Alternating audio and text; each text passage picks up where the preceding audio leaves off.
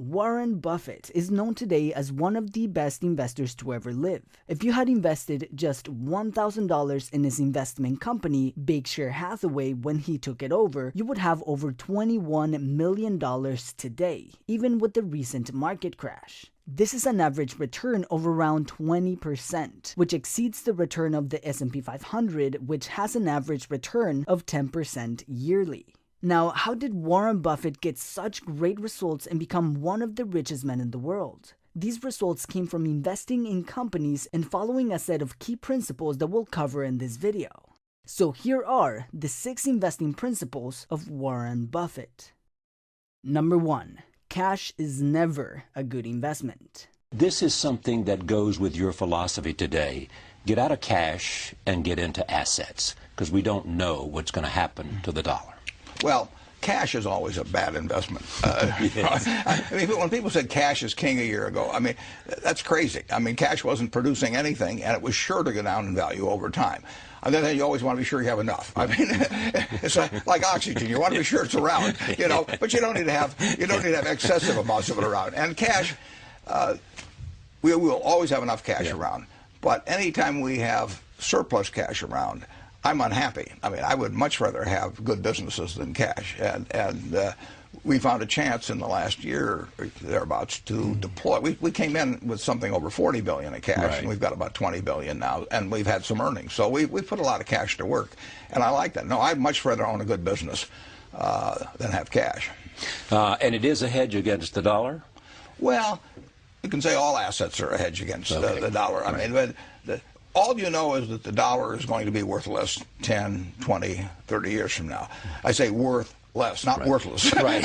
You want to watch that. But it will be, you know, and that's true of almost every currency that I can think of. The question is how much it depreciates in value. But cash is not a place at that. Number 2, invest in productive assets.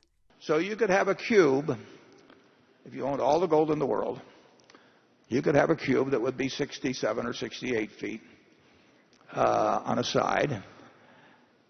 And you could get a ladder and you could climb up on top of it, and you could say, you know, I'm sitting on top of the world, and, you know, and think you're king of the world. You could, you know, you could fondle it, you could polish it, you could do all these things with it, stare at it.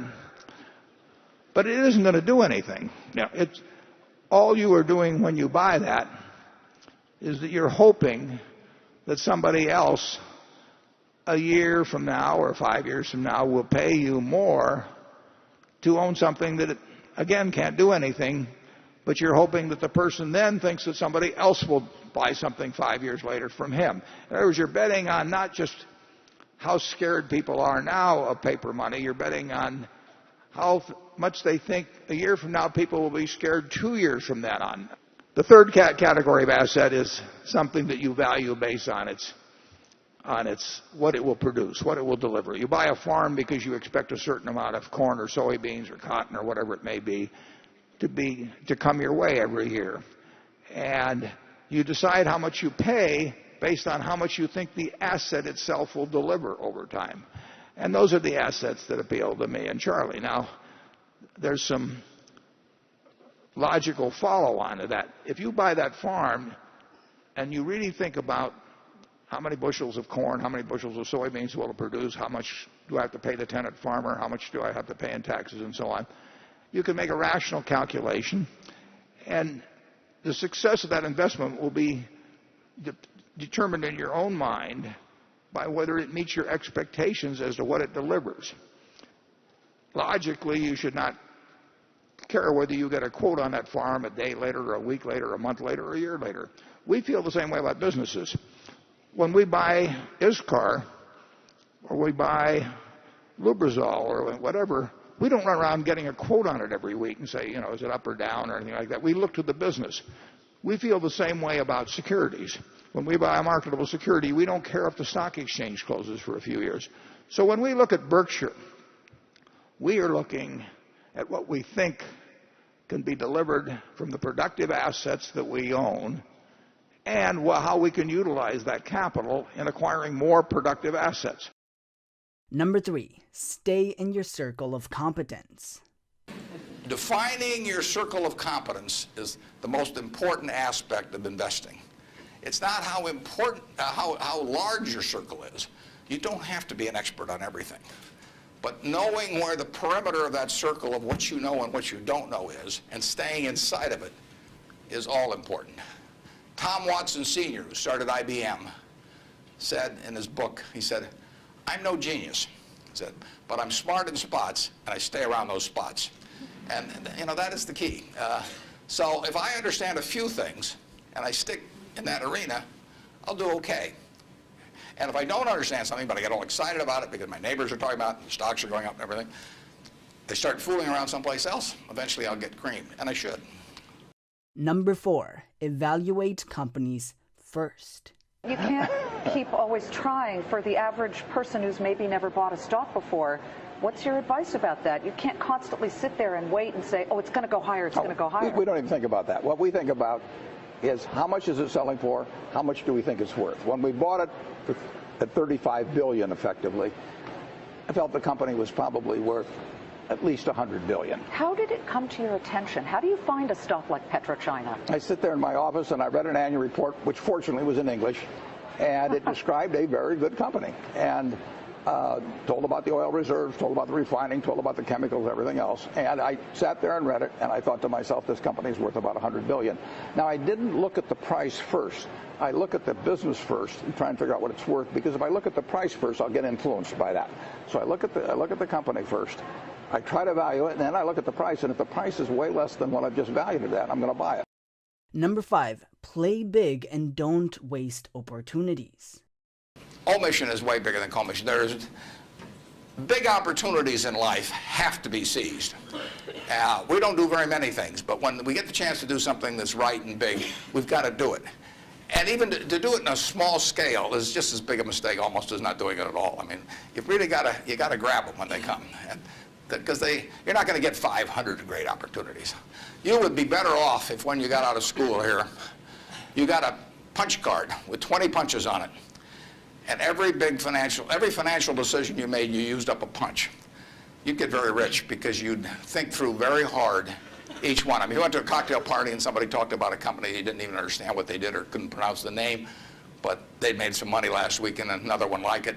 You wouldn't buy it if you only had 20 punches on that card. There's a temptation to dabble, particularly during bull markets. In stocks, it's so easy. You know, it's easier now than ever because you can do it online. You know, just you click it in and maybe it goes up a point and you get excited about that and you buy another one the next day and so on. You can't make any money over time doing that. But if you had a punch card with only 20 punches, you weren't going to get another one the rest of your life, you would think a long time before every investment decision. And you would make good ones and you'd make big ones. And you probably wouldn't even use all 20 punches in your lifetime, but you wouldn't need to. Number 6, invest in yourself. The best moat you can have is your own talent. You know, I mean, they can't take it away from you. Inflation can't take it from you. Right. Taxes can't take it from you. So, when I talk to students, I see these students and I tell them, you know, you're $1 million asset. I would pay you $100,000 the MBAs for 10% of the earnings for the rest of your life. So that makes you $1 million asset. Now, if you can do something to increase that value 50%, if you can learn to communicate better verbally or in written form, and you become 50% more, that's $500,000 just by improving yourself. I mean, nobody can take that away from you. And so I urge everybody, you know, I talk to them in high school about this and colleges, just develop the habits. You've got the brain power, you've got the energy, but develop the habits of success and look around you at the people that you admire, you know, and list what makes you admire them compared to somebody else that looks equally strong or equally talented. And those are things that you can do. I mean, just write them down. And you know, people like people that they like them if they're humorous, if they're friendly, if they give credit to the other fellow. I mean, and they don't like them if they're stingy, you know, or they overstate and overpromise and all those sort of things. Well, that's a decision you make. So I encourage everybody to build your own moat around yourself. Alright guys, I wanted to start this series for us to learn from some of the most successful people in the world and absorb their knowledge every single week. In the comments below, let me know who would you like me to cover next in our 6 Rules of Money series. If you like this video, make sure to give it a thumbs up, it really helps us with the YouTube algorithm. And as always, thank you for watching, and I will see you in the next video.